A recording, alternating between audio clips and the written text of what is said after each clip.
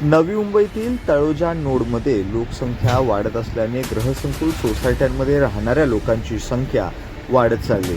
त्यामुळे सुखसुविधांसाठी भर पडत चालल्याने नागरिक असंतुष्ट होते। नागरिकांनी स्वतःच्या वारंवार मागण्या राष्ट्रवादी काँग्रेस पार्टीचे अजित पवार गटाचे मंगेश नेरुळकर यांच्याजवळ केल्यावर मंगेश नेरुळकर यांनी 2 दिवसाच्या आत या ठिकाणी 3 बस स्टॉपाचं अनावरण या ठिकाणी महाराष्ट्राचे उपमुख्यमंत्री अजितदादा पवार यांच्या वाढदिवसाच्या निमित्त हे औचित्य साधून हे सगळ्या प्रकारच्या सामाजिक कार्यक्रमाला सुरुवात केली। नेमकं काय प्रयत्न होता, लोकांची काय प्रतिक्रिया आहे, लोकांकडून कोणकोणत्या मागण्या यावेळेस मंगेश नेरुळकर यांना बोलण्यात आल्या, पाहूया या संदर्भात महाराष्ट्र 36चा खास रिपोर्ट।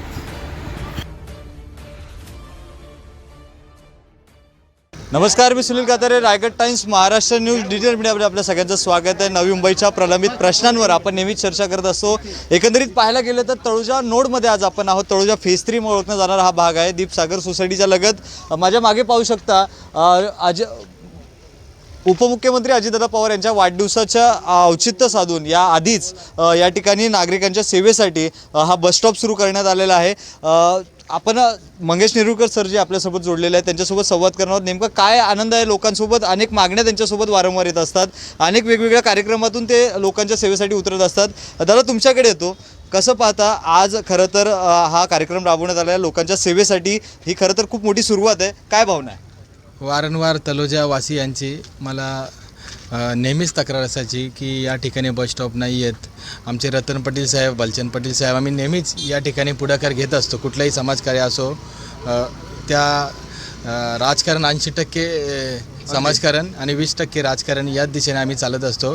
आज राज्याचे उपमुख्यमंत्री अजितदादा पवार यांच्या वाढदिवसाचे औचित्य साधून या ठिकाणी बस स्थानकाचे अनावरण या ठिकाणी आज करण्यात आले। सर, पाहायला गेलं तर अनेक नागरिकांच्या समस्या सोडवताना काही 2 दिवसापूर्वी तुम्ही आरोग्य शिबिर देखील राबवण्यात आलं होतं। आणखीन काही वेगवेगळे बदल नागरिकांच्या सुविधेसाठी तुम्ही राबवणार आहात का? नेमकं काय पुढचं पाऊल कसं असणार?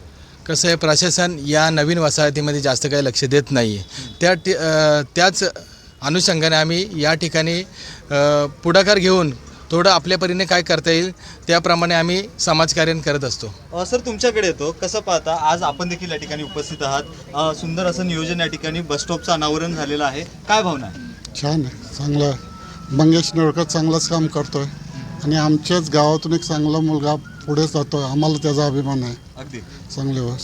सर, तुमच्याकडे येतो, तुम्ही या ठिकाणी या सोसायटीचे रहिवासी आहात, त्या रहिवाशांच्या सोबत तुम्ही देखील कार्यरत असतात, वेगवेगळ्या समस्या आपण सकाळी सुद्धा भेटलो, काय भावना आहे? साहेब, काय माहिती आहे का, आता ना बस स्टॉप आता बसेस आताच सुरू झाल्या बहुतेक मे महिन्यात, आणि मे महिन्यातनं इथे प्रवासी उभे राहत होते आणि प्रवासी उभे राहत कारण बस काही अंतराने यायची, थोड्या वेळाने कधी पण यायची, पण इथे प्रवासी उन्हातान्हात उभे राहायचे। तर आम्ही मंगेश साहेबांना एकच सांगितलं की साहेब, आता उन्हामध्ये प्रवासी इतके तास इथे थांबत राहतात, त्यांना बिचारना कुठे काय शेड विडे काहीच, बस स्टँड काहीच नाही आहे। तर पावसाळा सुरू झाल्यानंतर आपण काय करणार? ते जशी आम्ही त्यांना समस्या आमची सांगितली, त्याने आम्हाला 3 बस स्टॉप लगातार 3 ठिकाणी बांधून दिले। अगदी धन्यवाद मंगेश साहेबांचं। अगदीच। सर, तुमच्याकडे येतो, कसं पाहता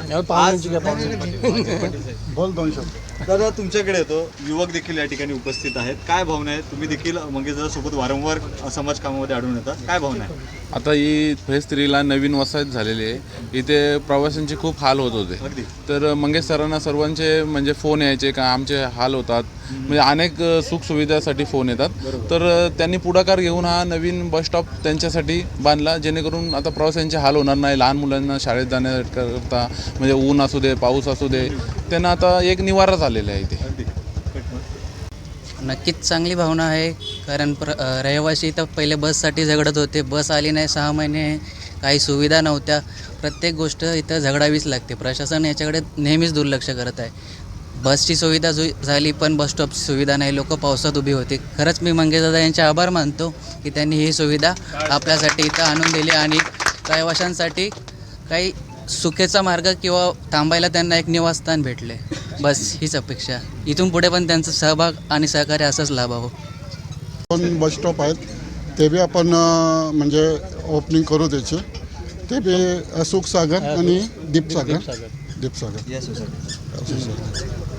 सर, इथे आता नवीन वस्ती बसत आहेत सर, आणि त्यांना अनेक प्रॉब्लेम आहेत सर. प्रत्येकांना पाणी म्हणा, निवारा म्हणा, प्रत्येक मूलभूत गरजा आहे, पण गरजेला उभं राहणारा इथे कोणी नाही सर. तर मंगेश दादाच्या सौजन्याने त्यांच्या आणि इतकं मोठं नेतृत्व ते करतात.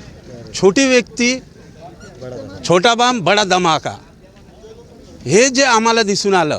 आणि मी अपेक्षा करतो मंगेश दादाकडून की त्यांनी अजून मोठे मोठे कार्यक्रम, जी गरज आहे त्यांनी लोकांच्या घराघरात जाऊन जे त्यांच्या मूलभूत त्यांनी, आणि त्यांचा नक्कीच आशीर्वाद त्यांना मिळेल आणि त्याची पावती समाज देतो सर.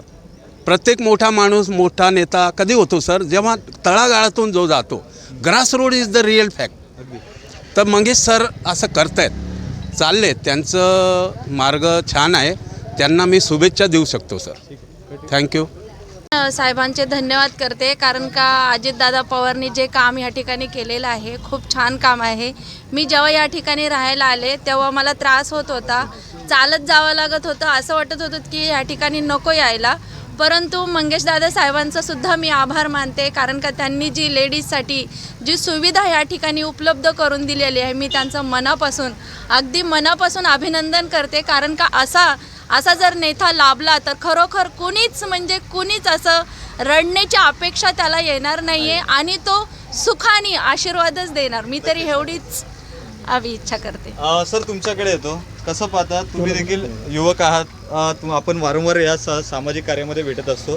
काय भावना आहे, आज सामाजिक काम या ठिकाणी पार पडलं आहे? महाराष्ट्र राज्याचे उपमुख्यमंत्री आदरणीय अजितदादा पवार साहेब यांच्या वाढदिवसानिमित्त मंगेश नेरुरकर साहेबाच्या बोलण्यावरून आपण इथे एक बसस्टॉप तयार झालेला आहे. वारंवार स्वप्नसागरमध्ये असो किंवा इतर सगळ्या सोसायटीच्या लेडी असो, पुरुष महिला सर्व एक उभे राहायचे उन्हामध्ये. तर त्यासाठी साहेबांनी पुढाकार घेऊन मोठं बसस्टॉप बांधलं, त्याबद्दल साहेबांचे आभार व्यक्त करतो. आणि असंच साहेबांनी सहकार्य करत राहो अशी आम्ही साहेबांकडून अपेक्षा हे करतो.